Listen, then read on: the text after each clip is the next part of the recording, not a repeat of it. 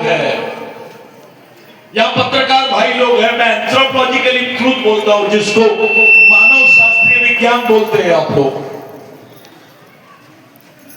इस देश में भगवान पैदा नहीं हुआ था तब से आदिवासी रहता है।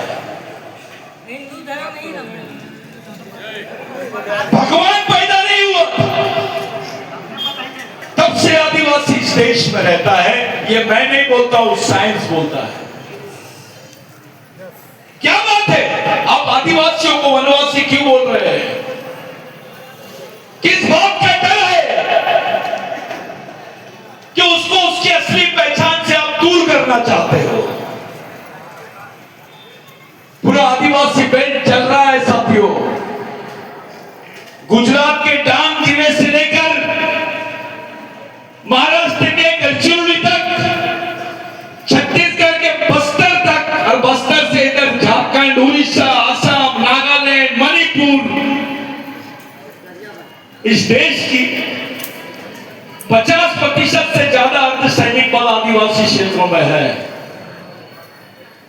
कभी आपने सोचा कि जो घास की झोपड़ी में रह रहा है, जिसके बदन पे कपड़े नहीं है, पेट में रोटी नहीं है, एक मशीन गन लेकर, AK-47 लेकर सैनिक उसके झोपड़ी के पास क्या कर रहा है, क्या करना चाहता है? आदिवासी क्षेत्रों में अब पुलिस स्टेशन बन रहे हैं, मिलिट्री के केंद्र बन रहे हैं, लेकिन लाइब्रेरी नहीं बनी, दवाखाने नहीं बने, एक अच्छा स्कूल नहीं बना। इसके पहले कांग्रेस का भी मुख्यमंत्री थे, अब बीजेपी के मुख्यमंत्री है। मैं आदिवासी समाज के लोगों से पूछना चाहता हूं, जैसे नागपुर में दीक्षा भूमि है, इस प्रदेश में हर समाज के लिए सामाजिक भूमि है।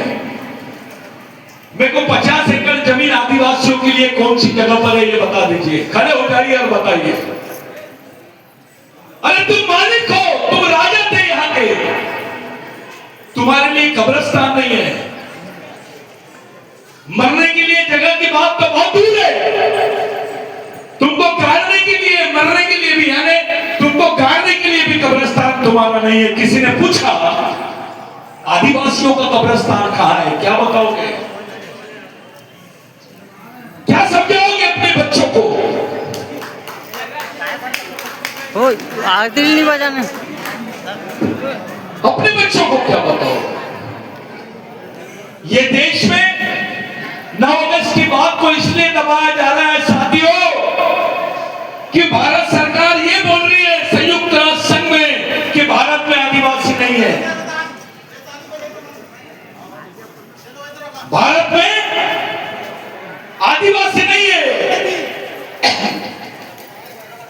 इसका दूसरा मतलब यह होता है कि आदिवासी भारत का नागरिक नहीं है। ये केवल आपकी पहचान को खत्म नहीं कर रहे, ये आपके अस्तित्व को खत्म करने की बात कर रहे हैं। There is no indigenous people in India। इसका दूसरा मतलब होता है indigenous peoples are not citizens of India। ये भारत के नागरिक नहीं है। अरे इस देश की जमीन जंगल का ओरिजिनल ओनर कोई है तो आदिवासी है। ये हम नहीं बोल रहे। आजादी के पहले के डॉक्यूमेंट देखो, जंगल किसका था। आजादी के थोड़े और पहले के डॉक्यूमेंट देखो, जमीन किसकी थी। ये आजाद देश आज भी, इस देश की 50 से 60% जमीन आदिवासियों की है। लेकिन क्या हाल हो रहा है? पूरे आदिवासी जमीनों पर उत्खनन की बात कर रहे हैं, माइनिंग की बात कर रहे हैं, बड़े बड़े कंपनियों को ला रहे हैं, अंबानी अदानी को ला रहे हैं। अबे आदिवासियों के पुरखों ने जो हजारों साल से लड़कर उस जमीन को बचाया, अदानी अंबानी के लिए बचाया क्या? अगर देश के गरीब आदमी को उसका फायदा होता है तो सही है, लेकिन यहां तो पूंजीपतियों के लिए चौकीदारी कर रही है सरकार। एक गरीब आदमी पुलिस स्टेशन में जाता है तो उसकी FIR नहीं दर्ज होती।